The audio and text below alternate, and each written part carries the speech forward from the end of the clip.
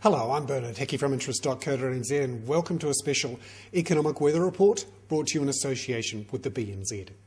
Today we look at retail sales figures for February, which were much weaker than expected. We saw a 0.6% fall in overall retail sales on a seasonally adjusted basis in February from January. Now, the market was expecting a 0.2% rise. Instead, they got a big fall.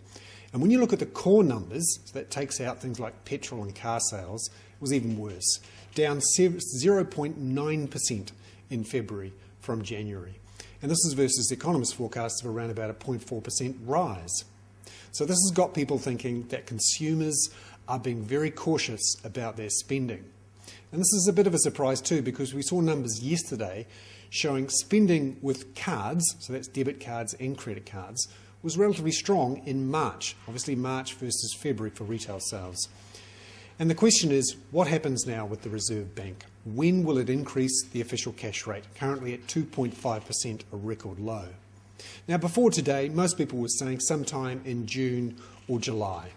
The next chance the Reserve Bank has to put up the official cash rate is on April the 29th, and most people are now saying this is unlikely to be the day for the first rise. The next chance after that is June the 10th, then July the 29th. Now, until now, most people, I think, were looking at June the 10th as D-Day for that first increase in the official cash rate.